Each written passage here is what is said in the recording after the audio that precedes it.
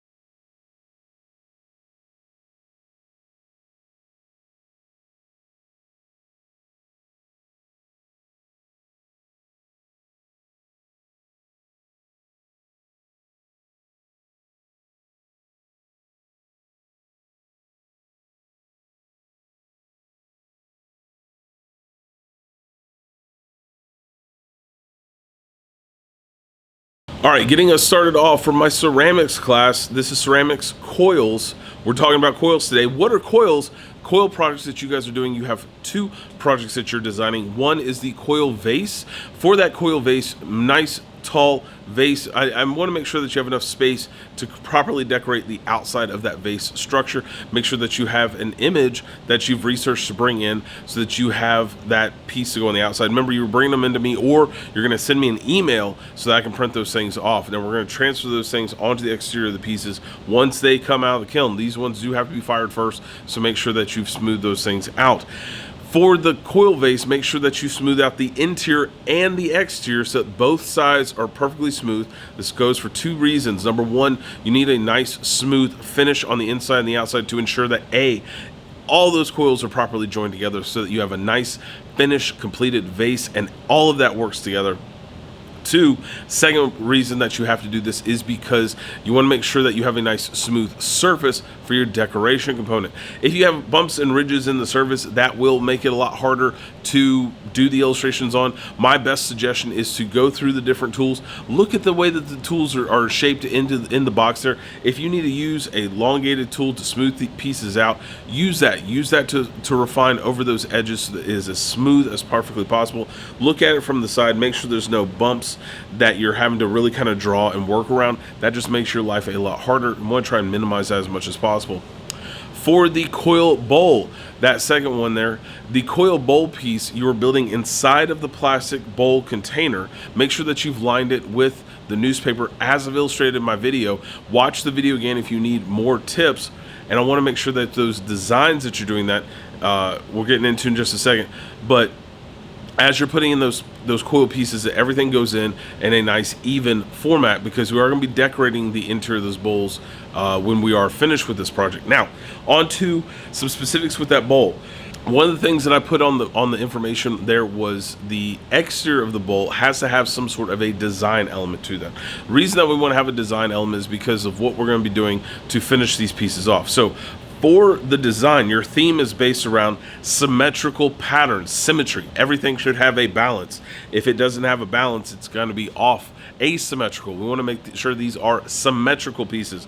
Now, if you can be divided out 1 and 2, 3 and 4, so like a north and south, east and west kind of structure to it. Or if you want to do 3, you can totally do 3 just the same, but make sure that on those pieces that everything is balanced out from the center point. Make sure everything is equalized out as you go out.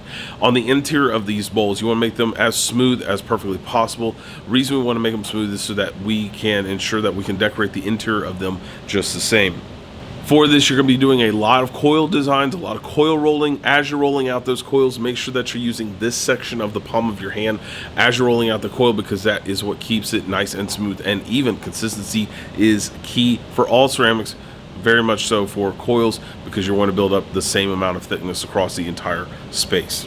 All right, good luck, guys, and I will see you guys later at the end of class. So make sure that all those checkpoints are done for the class, and if you have any questions, you know where to find me.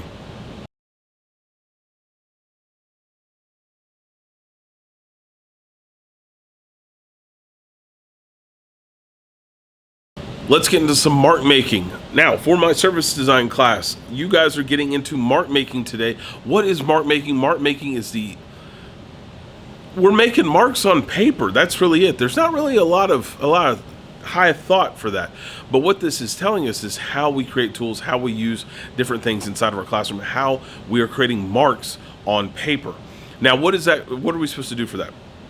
I've collected a section of materials that you guys are going to combine together to create different tool items. These tool items are then used to make different marks via paint on the back of your notes explosion book.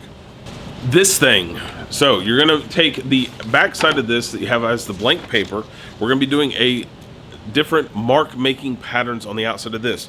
Now, you're not going to do your marks on there initially. You're going to first do them in your sketchbook. Why are we doing them in sketchbook first? Because I want you guys to have a practice of how it is applied to it. You might find that as you made different tool pieces up, that you have pockets, holes, missing pieces where you put down a stamp, you think it's going to be perfect, but it doesn't, because of how the paint is either attached to the tool itself or how the tool is being stamped onto the paper, and you're going to have those negative spots, the parts where there's no paint there. I want you to test out all of those different pieces in your sketchbook first before you start transferring them over to the final piece. Now, for this, you're going to come up with at least 5 tool designs, 5 things that you've created for mark making process, and you're going to have 16 different patterns.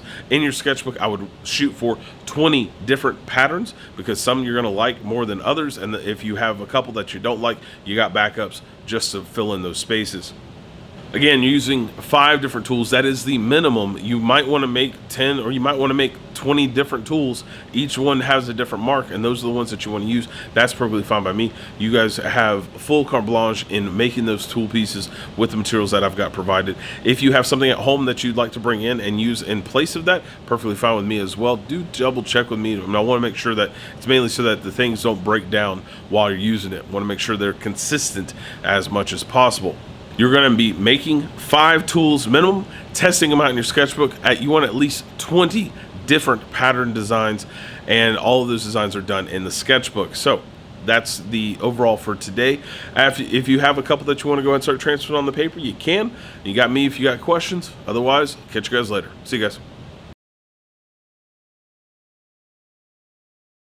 Hey guys, welcome back to class. So today's class is a Wednesday, and what does that mean? Art History Day. For art history, we're going to be going onto Canvas and clicking on the art history that we have selected for us. Now, the art histories do vary; they do flux, but by what you do, but they all base around 3 very simple components. Number 1, you have the description, which tells us what you see in the overall image. What do you see in the painting? You're listing those 6 things. What do you see? Just, I see this, I see this, I see this.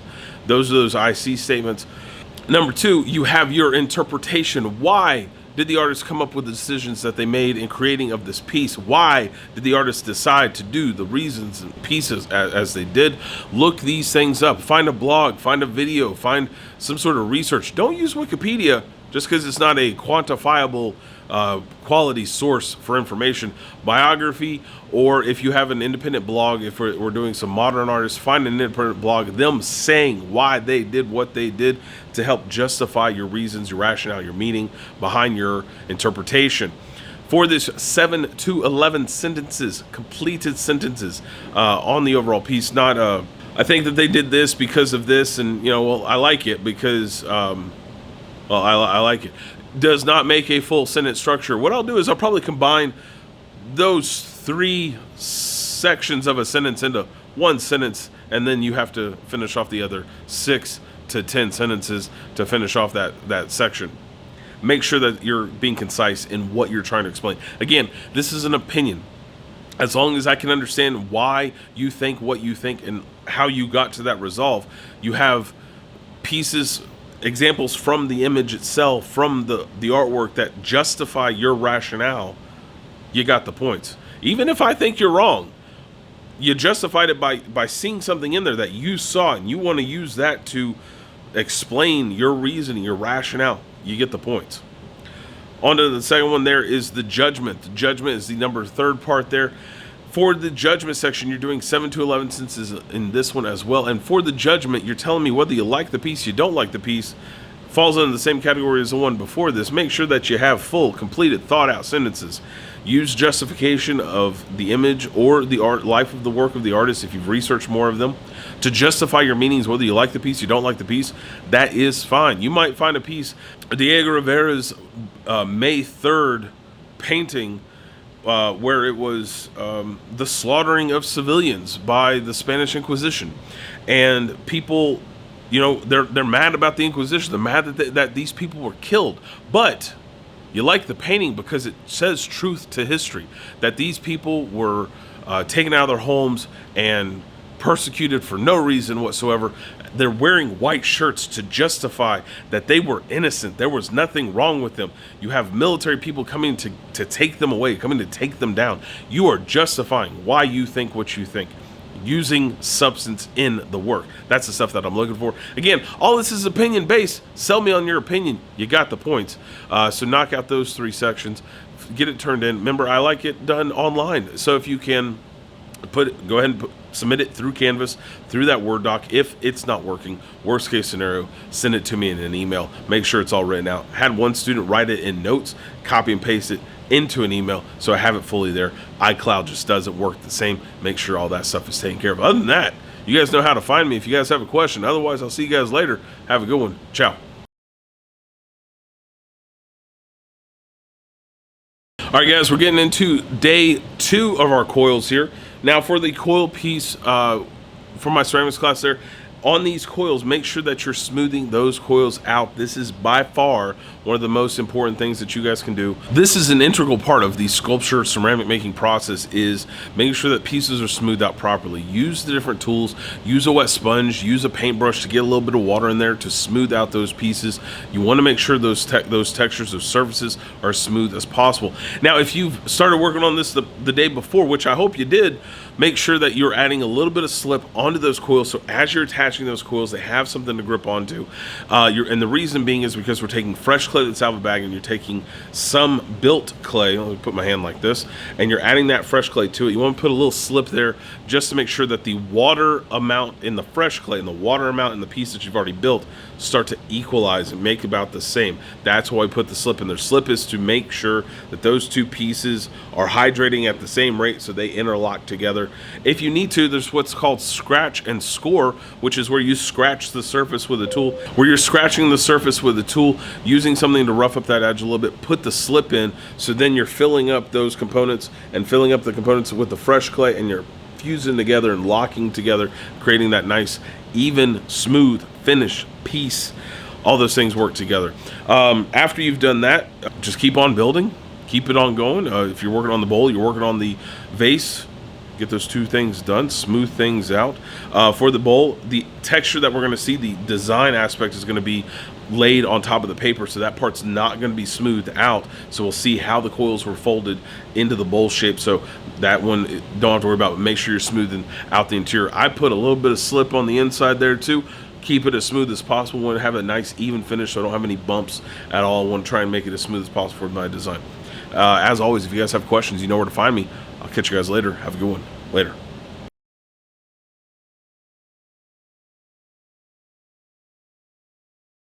Day 2 of mark making. I hope that you guys had fun last time, because we're going to be redoing it again today. Again, today is a continuation of the day before. You are making the mark making tools. Remember, 5 is the minimum.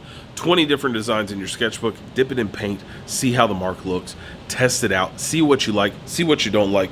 Examine how these marks are made. These are the things that I wanted to really focus on today. Examine how those marks are made. When you put it down on paper, is there parts of the mark that you like or parts of the mark that you don't like? Can you alter it? Can you twist it? Can you bend it? Can you flip it? Can you bop it? We're going to do like a bop it commercial here. Finish out those testing of how you want to integrate that texture, how you want to integrate that mark, so that is in that design, everything is flushed out. It looks really cool. I look forward to seeing a lot of cool examples, a lot of cool testing today, a lot of figuring out how these things work. Mix and match colors, do a different color, make a color. I only buy primary colors. I buy the flat level of colors so that you guys have to make your own colors. If you need a purple, you got to mix some red, you got to mix some blue, and make the purple that you want. Don't just assume that is going to be there for you.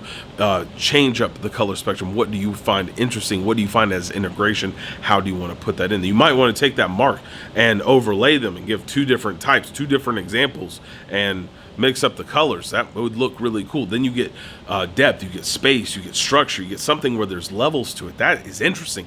Find it engaging, find it interesting, put it in the sketchbook. Ones that you like, circle them, make sure that you know those are the ones that you're going to put onto the final piece, which is at the back side of that explosion book. Decorate those up. 16 have to be filled in. 20 is the minimum in the sketchbook, so you got some extras to play with. And I'll see you guys. If you have questions, you know where to find me. I will answer any of those questions I possibly can. Other than that, I will see you guys later. Have a good one. Ciao.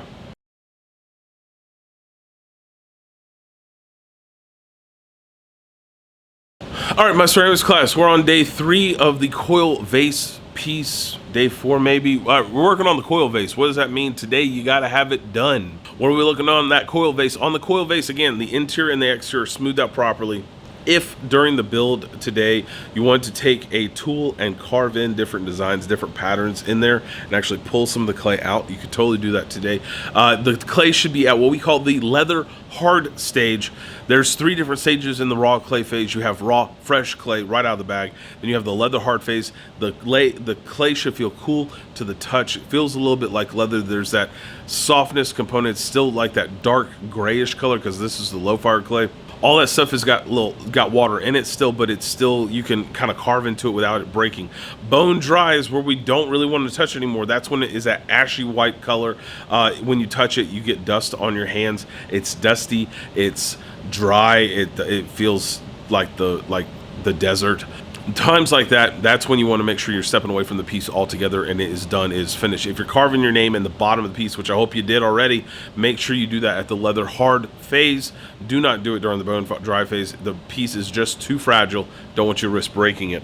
During this phase, also in the leather hard phase, you could do 2 alternating decoration techniques. One is sgraffito, the other one is called mishima. Mishima is a Japanese technique. Sgraffito is the Italian technique. Now, sgraffito is the Italian technique for these pieces. If you have a design and you wanted to carve a design into, paint some glaze, some slip over it, where the glaze or slip goes into the recess sections, and then you carve off the top layer. That is the mishima technique, where you've done a design, you've laid on the slip, and then we're going to carve off of the top. That is mishima, where it's already laid in there. Sgraffito, to scratch, you're going to put slip glaze on the outside of it, and then we're going to scratch through that glaze to give us our finalized design, and that's going to be our final one there. So if you are, however you guys want to play with that to give off your design. Again, these are to accentuate the designs that we're going to be putting on there with glazes afterwards, but just kind of play to it. Put your notes in your sketchbook so you know what you did, how you did it, and what processes worked for you. You might want to illustrate these things out, grab a scrap piece of clay, little one, do a little test run on it. That is always what I recommend. Test it before you put in the application. I want to make sure you're successful so we don't have a catastrophic failure at the very end. I want to make sure we minimize that as much as possible. As always, if you guys have questions, you know where to find me. Otherwise, I will see you guys later. Have a good one, guys. Ciao. Welcome to the final day on mark making. For mark making today, you guys are just completing out the stuff that we've already done. If you have outside tools that need to be built, build the tools out, knock them out, get the designs into the piece, and then start putting those designs on the back of the exploded paper. You're covering that with all those designs, 16 in total for the final is what is due. I want to see how you are integrating different patterns, different techniques, how the different lines or motion of color or motion of the pattern really dictates what you're trying to showcase. Do something cool, do something interesting. If you have questions, you know where to find me. Otherwise, good luck. I'll see you guys later.